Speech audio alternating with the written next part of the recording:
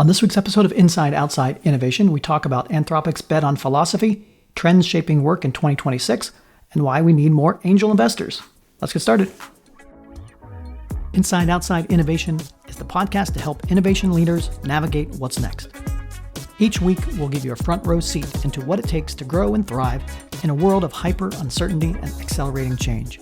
Join me, Brian Ardinger, and Mile Zero's Robyn Bolton as we discuss the latest tools, tactics, and trends for creating innovations with impact. Let's get started.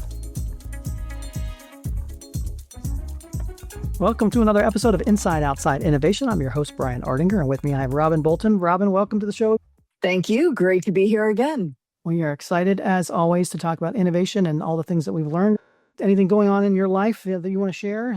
Got some exciting news actually a couple weeks ago. Don't know if folks are familiar with Thinkers 50. That is kind of like the list of the top management thinkers. And they have a radar list of up and coming thinkers, and found out that I got named to that list. Yes, congratulations. That's awesome. 30 up and coming thinkers, and very excited. I'm a thinker now. It's always good to be recognized, and it's even more to be recognized as a thinker, I think, especially in today's world. Yes. Thinking is good. Doing is good too. And, you know, it's an organization. They always say thinking plus doing equals impact. And I'm like, yep. There we go. Got to be doing too. Well, congratulations on that.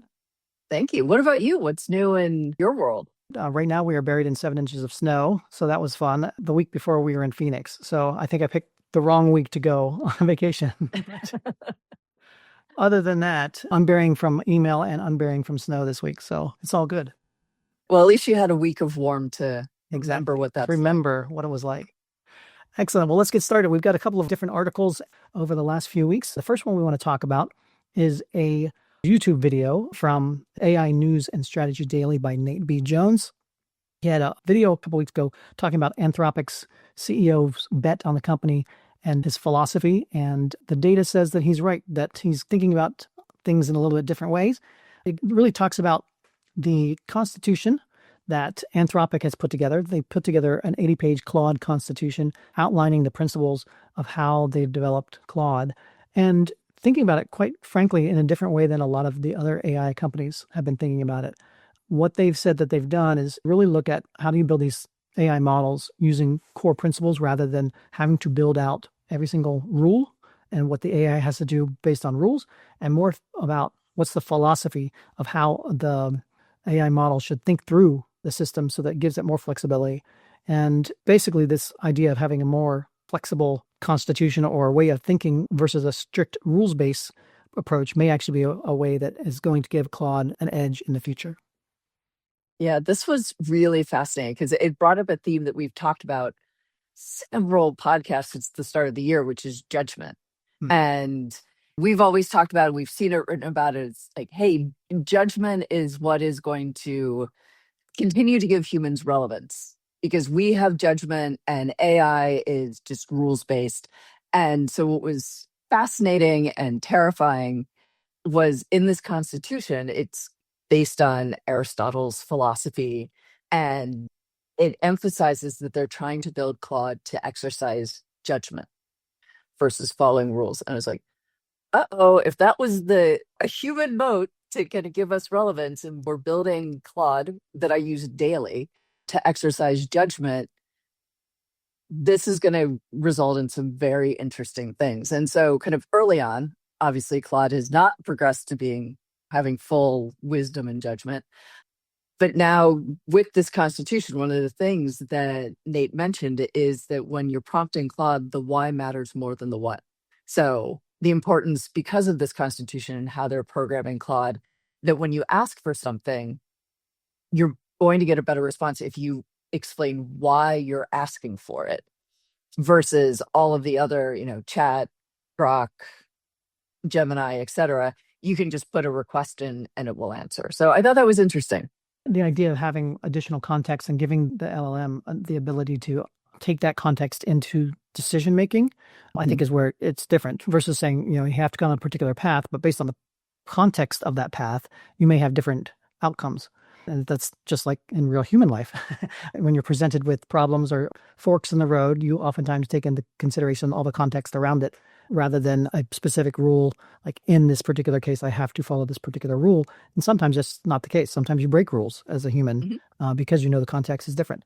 And so I thought it was interesting that they're trying to build that into the LLM, and we'll actually see if it actually helps or how that differs with the outputs as things change. A brave new world. All right. Speaking of Brave New World, we've got a couple of different articles that we brought up last week talking about trends. And the first one we want to talk about is an HBR article talking about 9 trends shaping work in 2026 and beyond.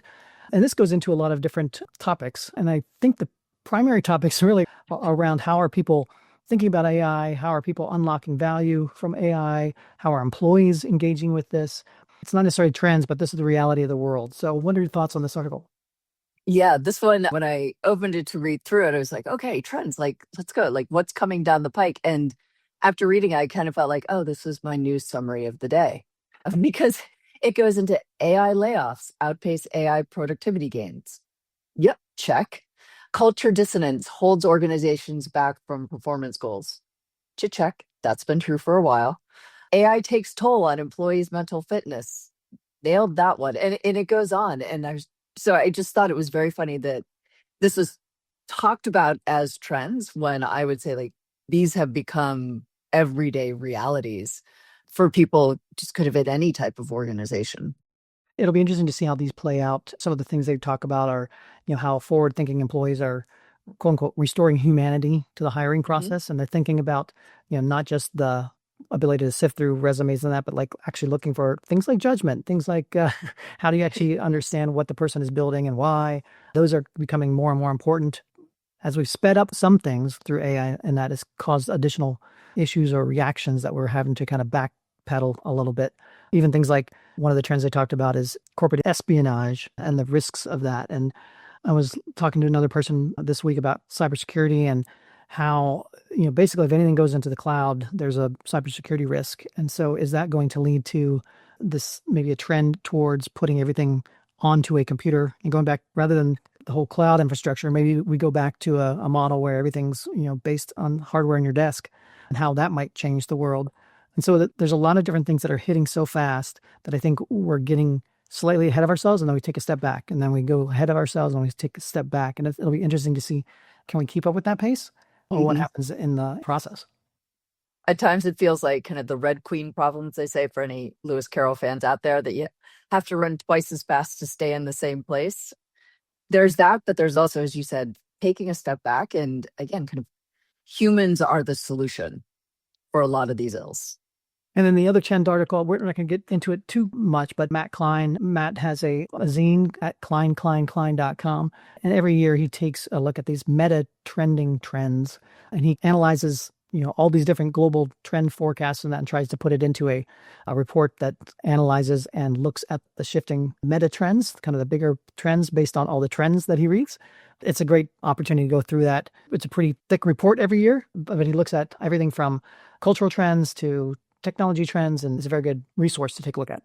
This is my go-to for all trend work, because he does heroic work of reading 70 plus global trend reports, parsing 400 plus trends into Excel, bless his heart. And yes, AI is used a bit in this, but this is not outsourced to AI. And he actually even describes in the post what he lets AI do and what he doesn't. And so like this really is the compendium of true trend, not trends that have actually already happened. And Matt's been involved with Reddit. He actually came out and spoke a couple of years ago at the conference, and it is a great resource. The third and final article of this week is from Ben Yoskovitz, also a person who's come to the IO Summit in the past. Ben's a good friend of ours, and he has a new article talking about we need more angel investors. In this article, he talks about the changing dynamics, and we've talked about this in the past, where anybody can now spin up things. You can have a lot more new startups kind of spin up, but there's a key component he believes in the ecosystem that you have to have. You have to have funders and folks that can help get these particular ideas off the ground, even in the case where you don't need as much capital to get some of these ideas off the ground. Another one of those articles where I kind of went through the full spectrum of emotions and agreement and disagreement as I read it, because I think the point he's making is very true and much more nuanced than the headline would lead you to believe. what he describes in the article are, yes, we need more angel investors because we need early stage funding. And those are angel investors who have experience that they can bring to bear to help the founder. So this isn't just somebody with money who likes to play startup investor. This isn't, angel investing groups that are alumni associations. It's a very specific kind of angel investor that he's talking about. And when you put those criteria, those constraints on it, like, yes, 100%, we need angel investors who can help and advise founders. And he outlines the fact that he thinks is even more important in places outside of major startup hubs where, again, you can find an angel investor at every single coffee shop in Silicon Valley. And then some probably back to back, all ordering the same different coffees out there. But in a place like Lincoln, Nebraska, or other places outside the Gold Coasts of the East and West, it's harder to find those investors, not only with experience, but also just the fact that they're willing to bet on early stage ideas. In an area outside of major startup hubs, you generally have much more of a conservative environment such that it's hard to make those bets on the back of a napkin. And that's typically what angel investors are good at, is, funding these crazy little ideas and giving them a little bit of gas to see if they're on the right path. And it's hard to find those folks. And building a culture that you can have more angel investors be created in your backyard that are willing to take bigger bets, more risk at the early stage, and then help those founders get traction, sell their stories, find their first hires. All those things are vitally important in an environment where it's not as dense, where you don't have as much ability to stumble into that as a founder. Which is exactly why events like the Inside Outside Conference, which is coming up, is so, so important, because you've, for a period of time, increased the density in places outside of the coast and bring all of those people that are so critical to the ecosystem together. And that's another episode of Inside Outside Innovation. We look forward to having further conversations, and we'll see you next time around. That's it for another episode of Inside Outside Innovation. Today's episode was produced and engineered by Susan Steibel. If you want to learn more about our teams, our content, our services, check out insideoutside.io. Or if you want to connect with Robyn Bolton, go to milezero.io. And until next time, go out and innovate.